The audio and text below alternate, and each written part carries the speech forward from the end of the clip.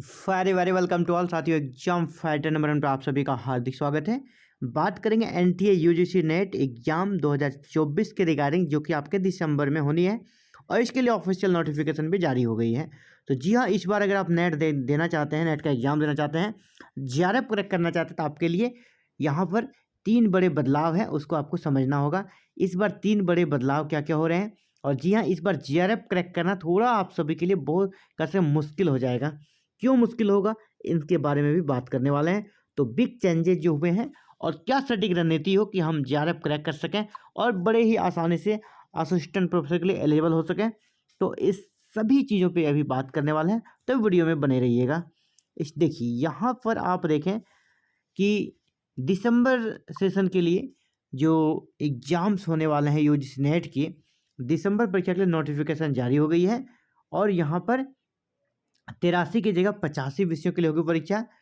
4 साल के यूजी उम्मीदवार, जी हाँ, जिसने अपना यूजी 4 साल वाला पूरा किया है, वो यूजीसी नेट एग्जाम देने के लिए एलिजिबल हो जाएंगे एनईपी के अनुसार, न्यू एजुकेशन पॉलिसी के अनुसार।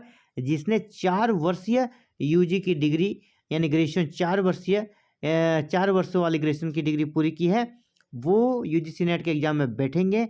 यानी ये बच्चे भी जेआरएफ के लिए जाएंगे ना, यानी जेआरएफ में कंपटीशन बढ़ जाएगा, जेआरएफ में क्राउड बढ़ेगा। और पीएचडी में एडमिशन भी चाहते हैं तो वहाँ भी क्या समस्या आने वाली है, इन सभी मैटर्स पे बात करेंगे। तो देखिए, आपको पता है ना, एनईपी ने 4 वर्षीय ग्रेजुएशन प्रोग्राम को लॉन्च कर दिया है और बहुत सारे यूनिवर्सिटी में यह लागू हो चुका है और बहुत सारे बच्चे इसमें इनरोल्ड हैं। तो एनटीए ने यूजीसी नेट को लेकर आधिकारिक नोटिस जारी कर दिया है। परीक्षा में इस साल महत्वपूर्ण बदलाव हुए हैं। इसी साल से 3 कैटेगरी के लिए परीक्षा का आयोजन होने लगा है, जैसा कि अब पिछला एग्जाम हुआ था। अब उच्च शैक्षणिक संस्थान में असिस्टेंट प्रोफेसर व जूनियर रिसर्च फेलोशिप यानी जेआरएफ की पात्रता के लिए यूनिवर्सिटी के पीएचडी प्रोग्राम में नेट के स्कोर पर दाखिला मिलेगा। हालांकि पीएचडी के फाइनल मेरिट लिस्ट में 70% वेटेज नेट के अंकों का और 30% इंटरव्यू जो विश्वविद्यालय स्तर पर आयोजित किया जाएगा उनका वेटेज रहेगा। हालांकि स्टेट यूनिवर्सिटी वेटेज में बदलाव कर सकती है। बड़ी बात यहाँ पर देखने को मिल रही है कि स्टेट यूनिवर्सिटी जरूरी नहीं कि इसको फॉलो करे, वो उसमें आवश्यक बदलाव कर सकती है, क्योंकि शिक्षा हमारा समवर्ती सूची का विषय है और यहाँ पर राज्यों को भी इस मामले में संशोधन करने का अधिकार है। उधर इस सेशन में एनईपी के तहत, ये बड़ी बात यहाँ से आप देखिएगा, इधर इस सेशन में एनईपी के तहत 4 वर्षीय ग्रेजुएशन करने वाले छात्र नेट के लिए पात्र हो जाएंगे। यानी जिसको ग्रेजुएशन जिसने किया है वो भी नेट का एग्जाम दे पाएंगे।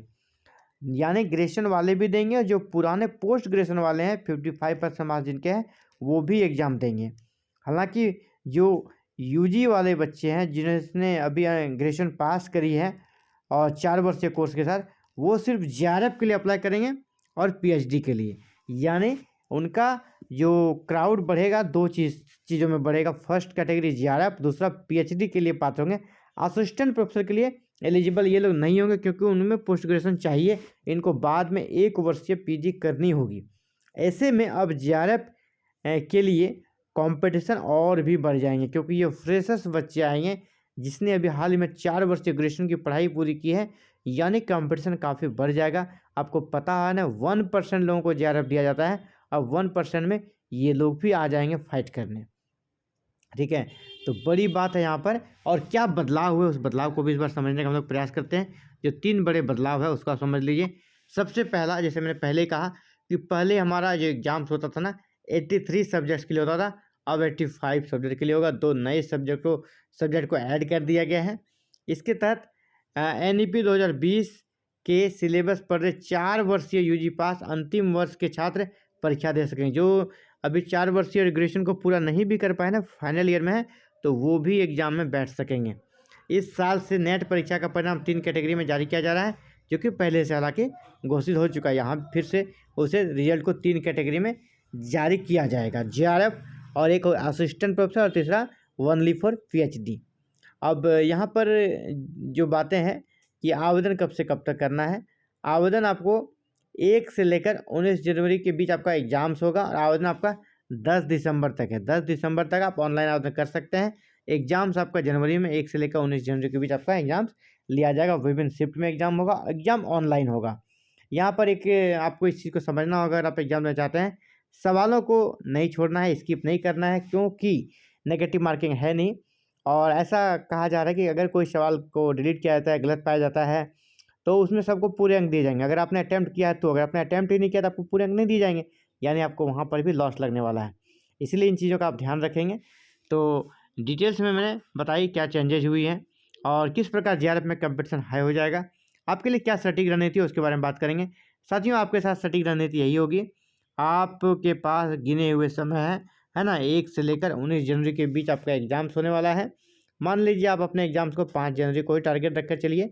अभी आपका नवंबर का महीना है और इधर मुश्किल से आपके पास 10 दिन है और फिर दिसंबर है, यानी आपके पास देखा जाए तो 40 डेज का टाइम है। आप 40 डेज में अपने रणनीति को बनाना है आपको। आप बहुत डिटेल्स में भी जा नहीं सकते हैं, तो स्मार्ट स्ट्रेटजी के साथ आपको ज़्यादा से ज़्यादा प्रीवियस ईयर क्वेश्चन को सॉल्व करना चाहिए। और प्रीवियस ईयर में आप देखिएगा किस चैप्टर से ज़्यादा प्रश्न आते हैं, उस चैप्टर को आप करने का प्रयास करें। उस चैप्टर को ही ज़्यादा देखें, जहाँ से ज़्यादा प्रश्न आते हैं उन चैप्टर को देखना होगा। अब स्मार्ट स्ट्रैटेजी के साथ आपको पढ़नी होगी, क्योंकि आप अगर पूरा नेट का सिलेबस को निकालेंगे तो आपकी तैयारी नहीं हो पाएगी, क्योंकि उतना समय आपके पास है ही नहीं। बस आप अच्छे से रिवीजन कर लें। और दूसरी बात, आप अभी क्या नया पढ़ेंगे उससे ज़्यादा ज़रूरी है कि आप जो पढ़े हैं ना उसको अच्छे से कंठस्थ कर लें, उसका रिवीजन कर लें, ताकि वहाँ से जो प्रश्न है आप उसको अच्छे से कर सकें। तो ये आपकी स्मार्ट स्ट्रेटजी होनी चाहिए। अपने टाइम टेबल को फिक्स करें और एज वेल एज आप पेपर 1 में बहुत ही ध्यान देना है आपको, क्योंकि पेपर 1 ऐसा है ना, उसमें कम पढ़ के आप नंबर ला सकते हैं और अच्छा खासा स्कोरिंग यूनिट है उसमें। और इसके लिए एग्जाम फाइटर मोड पे एवरी डे 8 PM को, एवरी डे 8 PM को क्लासेस चल रही है। और आप अगर क्लासेस ज्वाइन करना चाहें बिल्कुल फ्री में, क्लासेस आप बिल्कुल फ्री में ज्वाइन कर सकते हैं। और आपको PDF नोट्स भी दी जा रही है। एक व्हाट्सएप ग्रुप भी वीडियो के लिंक में रहता है या टेलीग्राम ग्रुप का लिंक रहता है, आप दोनों में किसी में भी हमसे जुड़ें, वहाँ पर आपको PDF नोट्स भी प्रोवाइड करा दी जाएगी पेपर 1 की। और आपको लेक्चर्स भी मिल जाएंगे डेली 8 PM को। अगर आप चैनल पर नए, जरूर से जरूर चैनल को सब्सक्राइब करें, बेल आइकन को प्रेस करके ऑल बटन को क्लिक कर लें, ताकि क्लासेस की वीडियो अपलोड हो या कोई भी अपडेट से आप तक नोटिफिकेशन जाए और आप उसे देख सकें और खुद को रेडी रख सकें। Thank you very very much for watching this video and connecting the exam fighter number 1।